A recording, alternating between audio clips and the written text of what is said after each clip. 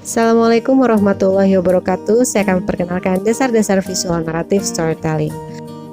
Storytelling adalah teknik bercerita, dan teknik bercerita ini bisa didukung dengan memunculkan beberapa aspek. Yang pertama adalah reaksi, yang kedua mempergunakan inner monolog, dan juga menyelipkan jeda atau pause pada saat kita bercerita. Teknik-teknik ini dapat mendukung creative writing dan visual imagery yang diterapkan pada tools of presentation, didukung juga oleh suara menjadi lebih optimal. Ada beberapa pendekatan dalam naratif visual storytelling yang juga dipadukan dengan kickstart. Pada dasarnya, storytelling adalah narasi atau story yang diceritakan melalui media visual. Salah satu pendekatan yaitu without words, setara dengan visual storytelling single image storytelling. Pada pendekatan ini, kita hanya mempergunakan satu buah foto dan penceritaan akan lebih menekankan pada kekuatan konsep. Sementara pada provokasi dan taktik kejutan adalah bagaimana kita mendramatisir isi naskah yang ingin kita sampaikan.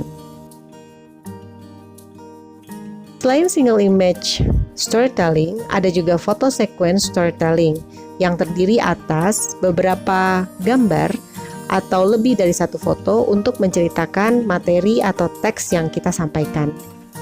Pada kombinasi without words, provocation, dan photo sequence storytelling, bisa dilihat bahwa pada orientasi digunakan kata kunci yang memprovokasi target audience, dan komplikasi merupakan isi serta resolusi dan rekomendasi merupakan saran lanjutan.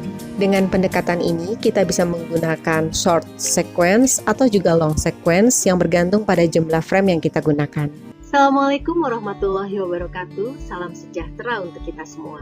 Semoga kita selalu diberikan kesehatan dan juga semangat dalam beraktivitas. Hari ini saya akan memulai materi dengan sebuah cerita mengenai Bernardijn Sternheim. Bernardijn Sternheim adalah pelukis berkebangsaan Belanda yang menjadikan manusia, aktivitas, dan interaksi antar manusia menjadi objek dalam karyanya. Bernardijn melukis konflik antar manusia yang seolah-olah diambil dari peristiwa sebenarnya, tapi ternyata semua itu adalah hasil dari penggalian imajinasi pada alam bawah sadarnya. Alam bawah sadar, menurut Bapak psikoanalisa Freud, berkaitan dengan struktur jiwa seseorang. Pengetahuan ini berhubungan dengan keilmuan psikologi. Jadi, psikologi itu apa? Orang sering berpikir psikologi akan selalu berkaitan dengan orang gila, jiwa yang sakit, dan pekerjaannya adalah menangani orang-orang dengan gangguan jiwa. Benar atau tidak? Menurut Walgito, psikologi berasal dari dua buah kata dalam bahasa Yunani, psike dan logos, yang berarti jiwa dan ilmu. Dengan kata lain, psikologi adalah ilmu pengetahuan tentang jiwa.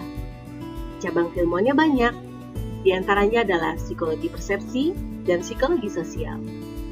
Hari ini kita akan sama-sama memasuki mata kuliah pengantar psikologi sosial. Psikologi sosial adalah ilmu pengetahuan yang mempelajari tentang tingkah laku manusia. Jadi, psikologi memang berkaitan dengan ilmu kejiwaan, tapi dalam perkembangannya muncul cabang-cabang psikologi yang bersifat terapan, mempelajari individu manusia dalam kelompoknya dan hubungan antara manusia dengan manusia, seperti psikologi sosial. Siap menjelajah keilmuan psikologi sosial lebih jauh? Jangan lupa klik link pada caption untuk pengayaan materi. Terima kasih atas perhatiannya, tetap sehat, selalu semangat. Ada lagi pendekatan lain yaitu start false. Start false adalah teknik bercerita yang memulai dengan kegagalan, lalu kemudian bagaimana solusi yang diajukan. Sementara The Mountain lebih menekankan pada ketegangan dan sebuah drama dalam cerita. Kita dapat memadukan provocation and shock taktik dengan start false, mengambil pendekatan psychological conflict. Seperti biasa, struktur storytelling terbagi atas 3 bagian: orientasi, komplikasi, dan rekomendasi. Assalamualaikum warahmatullahi wabarakatuh. Salam sejahtera untuk kita semua. Semoga kita masih selalu diberikan kesehatan. Hari ini saya akan memulai video ini dengan berbagi cerita. Jadi, pada satu hari, ketika saya sedang berada di Bali dan ingin pergi ke daerah Batur, saya tidak tahu jalan menggunakan peta dalam berbagai jenis. mulai dari peta manual sampai peta digital, dan ternyata titik-titik antara peta itu tidak semuanya sama.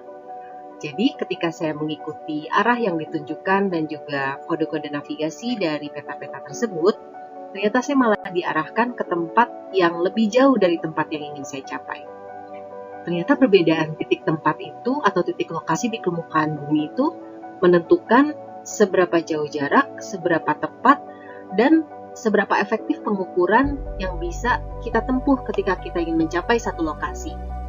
Sebetulnya saat itu kesal juga sih, karena selain menghabiskan waktu, saya juga terpaksa harus bertanya pada penduduk yang ada di sekitar sana, belum lagi soal ongkos kendaraan dan juga bensin. Tapi alhamdulillah akhirnya saya bisa sampai ke tempat tujuan. Tapi dari situ saya jadi teringat pada satu materi yang sebetulnya adalah materi kita hari ini, yaitu berkaitan dengan ilmu ukur tanah dan penentuan letak titik. Jadi sebetulnya secara teoritis, ilmu ukur tanah adalah cara-cara pengukuran di bawah dan di permukaan bumi untuk menentukan posisi relatif atau absolut titik-titik pada permukaan tanah dalam memenuhi kebutuhan pemetaan yang digunakan dalam perencanaan pembangunan.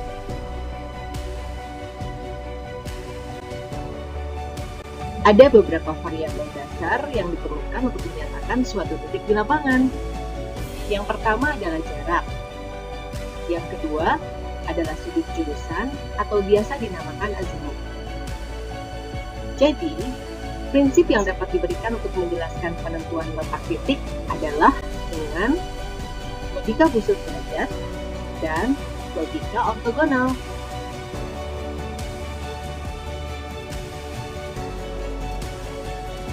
Dari kedua prinsip tersebut, kita bisa menarik kesimpulan bahwa dalil dari kedua variabel tersebut adalah 1.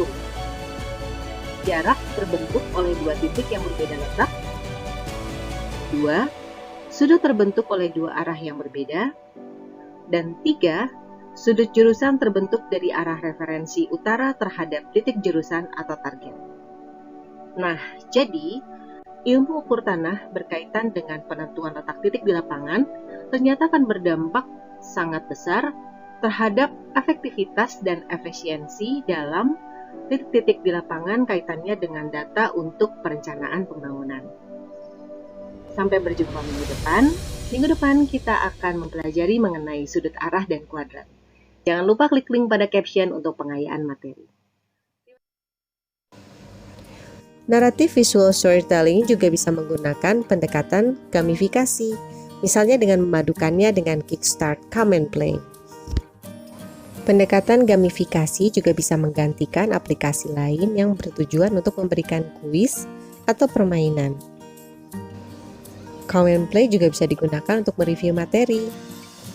Jika akan digunakan sebagai salah satu alternatif untuk memberikan kuis, jangan lupa susunlah pertanyaan berdasarkan tingkat kesulitannya. Assalamualaikum warahmatullahi wabarakatuh. Salam sejahtera untuk kita semua. Hari ini saya akan mengajak bermain Scavengers Hunt mengenai kepribadian. Saya akan memberikan petunjuk berupa pertanyaan atau pernyataan untuk diselesaikan. Harap menuliskan jawabannya di kolom komentar pada video ini. Ada sebuah kata acak. Dapatkah Anda menemukan kata apa itu? Dapatkah Anda menuliskan definisinya? Adakah faktor penentu yang mempengaruhi? Dan mungkinkah seseorang memiliki kepribadian ganda? Jelaskan dengan singkat menggunakan bahasa sendiri dan jangan lupa untuk menuliskan jawabannya pada kolom komentar di video ini. Untuk mendiskusikan jawaban, silakan klik link Zoom yang telah disampaikan pada kolom caption. Terima kasih atas perhatiannya. Tetap sehat, selalu semangat. Pendekatan lain yang bisa digunakan adalah Kickstart Telling Stories yang dapat dipadu-padankan dengan Visual Storytelling Monomyth, di mana monomyth ini adalah pendekatan yang sangat cocok digunakan untuk presentasi yang tujuannya memberikan inspirasi dan juga menceritakan sebuah pengalaman atau petualangan dari presenter. Twisted loops itu adalah semacam cerita berbingkai. Spark lines itu bagaimana kita menceritakan sebuah perbedaan antara apa yang terjadi dan harapan yang diinginkan. Dan pada intinya, naratif atau visual storytelling adalah berkaitan dengan bagaimana kita menyampaikan inti dari permasalahan dan juga bagaimana solusi dari permasalahan tersebut.